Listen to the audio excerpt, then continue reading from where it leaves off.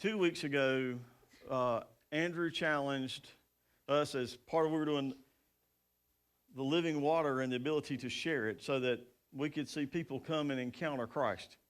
You were challenged to invite somebody to church. Do y'all remember that? Ooh, wait a second. Was there anybody over here who remembered that? Oh, okay. I wasn't here, but we worked on it enough together. I know what happened. I know you were challenged that way. So how did that go for you? Did you invite anybody? You did. Denise Lawless was the winner, by the way. She had like 25 people here last week. Are you still praying for somebody? Or are you just like, no, I'm not doing that? If we're going to see people changed by the gospel, we're going to have to help them. This thing's bothering me, y'all. We're going to have to help them encounter Christ some way, somehow. And one of the easiest things you can do is to invite them. I know in the service I was at, I challenged people to pray for somebody specifically by name. Guess what? Just because you managed to invite somebody last week, that doesn't mean you can't invite somebody next week. Or, by the way, you have ample opportunity as we come into Advent. We got the Christmas pageant. We have hanging of the greens. We have the collie birds coming. We have the choir's going to sing at Bypass. Places and things that are non-threatening. Thursday night, guys, one of the greatest things you can ever do for us is you can invite us to come eat red meat, right? Or at least for most of us. It's in your bulletin. It's a great way to come and invite somebody. Because sometimes when those of you who are going, I ain't inviting nobody to church, you might find yourself in this passage today. You might find that you are in the same spot, stuck. Just like two different groups, one individual and then a group of individuals out of this passage. Because the gospel is always supposed to be about us bringing people to encounter Jesus. Turning your Bibles to John chapter 5. John chapter 5. This story is told in at least 3 of the Gospels, maybe in all 4. And the wording is a little different about how this comes in, but there's a series of religious festivals. And there's one about to take place, and so Jesus is coming into town. John chapter 5, we're going to read 1 through 7. Sometime later, Jesus went up to Jerusalem for a feast of the Jews. Now there is in Jerusalem, near the sheep gate, a pool which in Aramaic is called Bethsaida, and which is surrounded by 5 covered colonnades. I think that's porches. Here a great number of disabled people used it to lie. The blind, the lame, the paralyzed. One who was there had been an invalid for 38 years. When Jesus saw him lying there and learned that he had been in this condition for a long time, he asked him, "Do you want to get well?"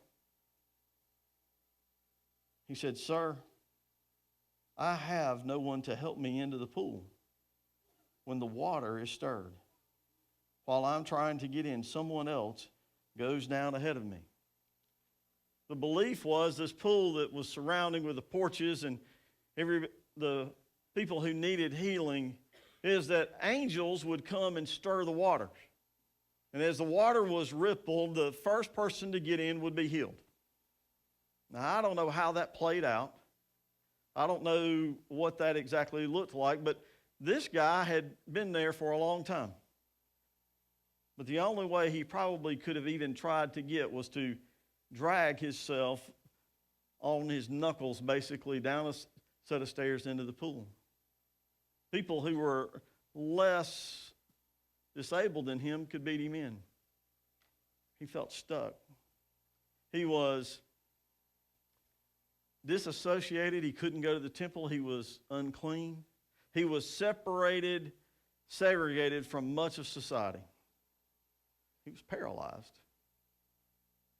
The reality is, though, that some of us find ourselves paralyzed. We don't even realize it. We are stuck. We are bogged down in our faith and don't even realize it. We're looking for the living water to come heal us. We don't realize it.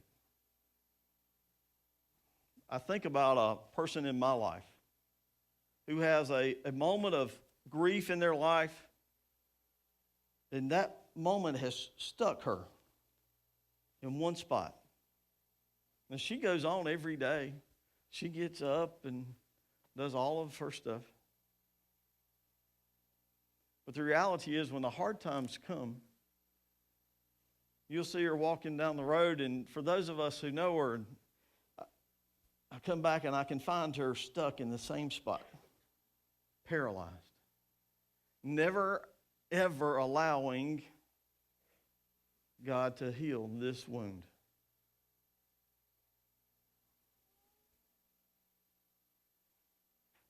It can happen in our grief. It can happen when we're hurt at church. It can happen when something happens to our children. It can happen just because we don't realize it. All of a sudden, we're stuck. We're paralyzed. We haven't allowed Christ to work in that moment, and we can't get beyond it. Trying to think in my head to give you the right time frame. 8 years ago in my life, I was there. My wife will tell you the next 2.5 years after that, I wasn't stuck. I was stuck in reverse, going backwards. As opposed to letting the person I preach about today heal me, I went backwards. Are you paralyzed today? Has God been moving in your life enough that you can see evidence of it? What is the thing that you need to give back to Him? You need to allow Him to heal. Because He's looking at you going, do you want to get well? Our confirmands, 18 strong, which are down here, that will be confirmed at all 3 of our worship services next week, are in the process of confirming their faith to saying, I am a follower of Jesus Christ. I've asked Him to forgive me of my sins, and I'm going to follow Him. Well done. The reality is you must always continue to move in your faith. I look forward to celebrating with you next week, at least out of 2 of the 3 services. And whoever's at the one I'm not at, so other folks are going to celebrate with you. It's amazing. But the reality is that you and I, we have to set the example for them that we are still going to grow in our faith.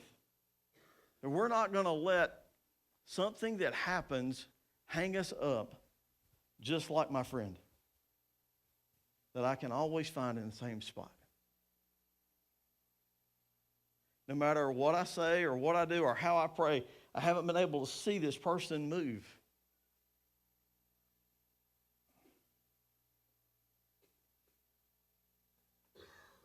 You say, well, John, I'm not stuck.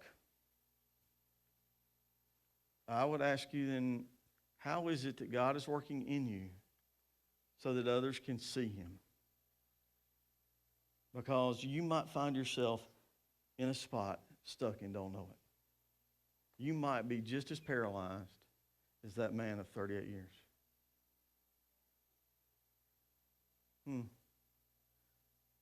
I wonder sometimes when Christ says, do you want to be healed? If we're ready. I wonder sometimes if we are willing to let Him heal that which we're afraid of. For the longest time when I faced that failure, I was unwilling to allow God to have a chance to heal it. And when that happens, there's no way that God can work in us and through us so that others can see Him. The interesting thing was when, by the way, this is on the Sabbath. He says, do you want to get well? He says, sir, I'm stuck right here. I can't beat anybody into the pool. And Jesus looks over at him. He says, get up. Pick up your mat and walk. And at once, the man was cured. He picked up his mat and walked. And on that day, which this took place, was the Sabbath. See, Jesus is always moving. Jesus is always going about doing the Father's business. Sometimes you might find yourself like my friend or me or yourself, stuck and paralyzed. But God is always moving around us. At the end of this passage in verse 17, Jesus is being persecuted by the Sadducees and the Pharisees. And he said to them, my Father is always at his work to this very day, and I too am at work. He's always moving around us. Whenever we find ourselves in that spot, people say, well, how do I know what the will of God is? How is it that I am going to follow him? Henry Blackaby says, how do you know the will of God? How is it that you understand what is happening? Open your eyes and look and see where God is already moving. And go and join him. Because he is always at work. When all of a sudden I find myself in this spot, and I finally have decided, like the paralyzed man, that God is telling me to pick up my mat and I am going to move. I don't always have to have the best direction or course. I don't have to have the most laid out plan. I have to go and see, where is it that God is? Because when all of a sudden, when I get in that spot, when I join him, he'll make it clear for the other doors in the direction to go. Go and join God where you see him. Where is it that you see God at work in your own life? Where is it that you see God at work around you? Let me just ask you a question.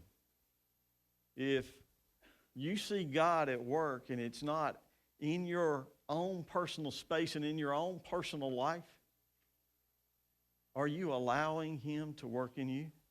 Or have you built up those bricks and those walls of pain and anger and hurt? And said, I'm all good right here, hunkered down. When he says, do you want to be healed? Do you want to let me work in your life enough? I've already paid the price. I've sent my son. He's paid the price for your sin. Will you let him heal all of you? So that you can use the story, so that God can work in you and through you. Go join him right where he is. It's amazing when I start looking around St. Mark, I can't keep up with all of the myriad of things happening because they seem to be everywhere. From shoe boxes to food pantry or the food bank. It's not the pantry, sorry, Dean. To backpack meals. To Bible studies. I heard the folks picking on Chris coming in, and I'm glad he's back. Glad you enjoyed your vacation. I'm glad you're back. They said, we want to see, and I hear Thursday morning's kind of exciting to hear what's happening in that room on Wednesday night. Or to hear a lady who stepped out of here and goes, I'm going to brag on my wife. She said, your wife has been a blessing to me. I'm like, I ain't doing a thing. I just married up, man. It is. But the reality is, I think about those two groups, and I know more about them than I do the men's and women's Bible studies that are happening in there. Okay? But God is at work in people's lives in there. Go join him there. Go join him in a small group. The Sunday school class that's meeting over here, they've more than doubled in the last year because people are plugging in. And If you don't have a small group, you ought to. Okay? Whether it's CJ's group that's meeting at his home, or whether it's the group here, or prayer time, or a Bible study. Because that matters about not being stuck and allowing God to work in your life and to heal you. Because the most amazing thing is, when we start reading through the rest of this passage, is the church people come and start attacking the paralyzed guy. By the way, everybody would have known him. Everybody knew who he was. You could have seen that his knees were calloused because he was dragging himself. His fist would have looked different because those were his feet. His clothes would have been different. He might not have had all of his control of his bodily functions. Nobody wanted any part of him. And when that guy was walking down the street, they knew him. And all of a sudden, the church people. By the way, every time I read about the Pharisees and the Sadducees, I get nervous. Because I'm afraid that all of a sudden, I might become one. That I might get so concerned about how I worship and my rules and what I think looks right and doesn't look right. And I have missed the picture of Jesus. I have missed the one who came for me. Because God has to work in you. He must move in you before he can move through you. Listen to how the church people respond to Jesus healing somebody. In verse 10, it tells us right at the end of 9, it says, this day was the Sabbath. And so the Jews said to the man who had been healed, it's the Sabbath. The law forbids you to carry your mat. By the way, this is very likely the only possession he owns. He's got a woven mat. And it's against the rules for him to carry it.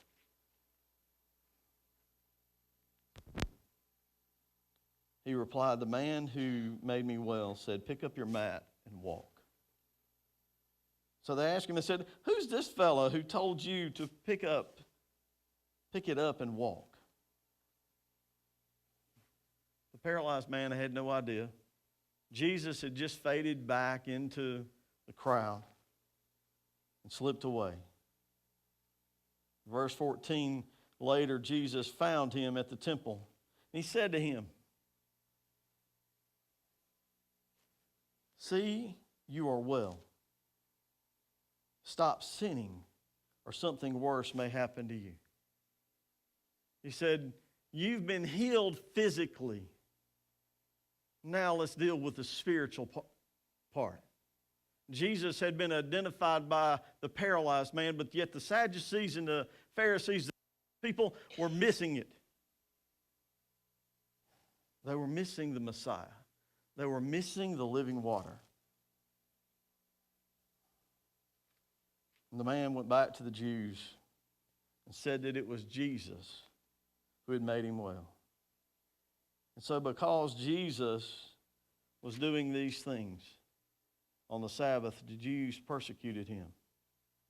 And Jesus said to them, my Father is always at work to this very day, and I too am working. See, the reality is that Christ has to move in your life before he can move through you. So many times we can lose our way. We can get so caught up in pews, chairs, contemporary, traditional, liturgical or not, or how we do the Lord's Supper. Those things matter in denominations.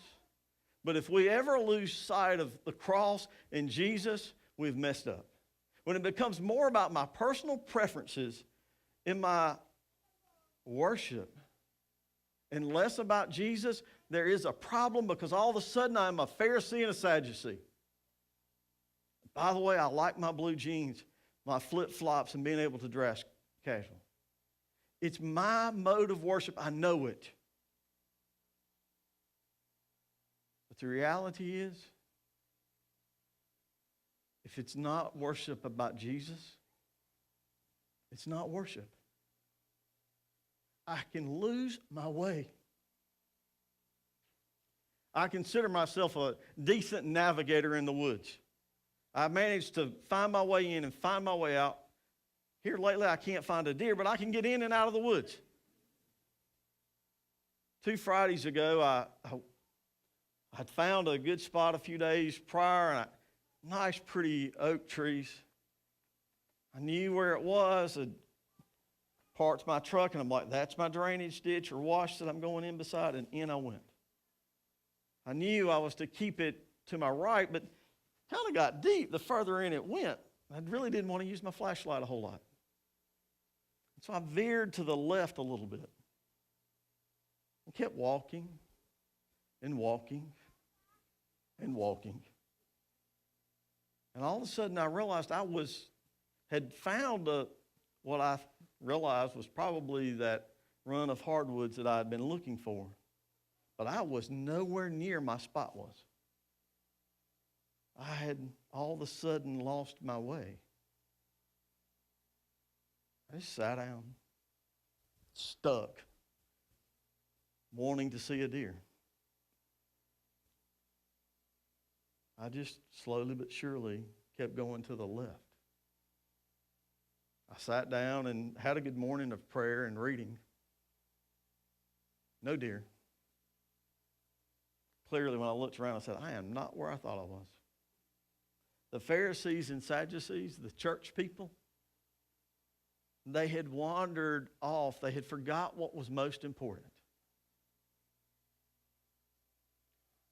And all of a sudden, when the Messiah came, they missed him. So often in our lives, we are just like me in the woods the other morning. And just slowly get off course. And all of a sudden, Jesus isn't working in us and through us. Because Jesus, the thing I want you to remember, Jesus needs to be working the movement of Christ in you and through you ought to be our mark that others can see. We define it as go, grow, and glorify. That we ought to be willing to go into this community and serve it so that others might know about Christ. And that we ought to grow so that you look more like Christ today than you did yesterday. But the only way that is going to happen is if Jesus is moving in your life. And when that happens, he'll start moving through you. A friend of mine quoted Carrie Newhoff last night. And there it is. Teach me to try to use technology. It basically said, since I can't operate that thing, it said that if there isn't more change inside our church walls than outside, there's something wrong. We have, basically what he's saying is, if we haven't made Jesus the primary spot of who we are, it isn't changing us. Those sitting in the pews right now, right here today, will never change Greenwood. Let me ask you, how's Jesus moving in your life? Has the living water touched you so that the movement of Christ can work in you and through you? And is it truly the mark of the Savior? Because I would ask you, when is Jesus enough? All the other ways of however you enjoy worshiping. When is it that the cross and Jesus is enough? When is it that that is what I'm here for? And if that isn't why you're here, I'd ask you to check yourself this morning. Because the Pharisees and the Sadducees, the church people,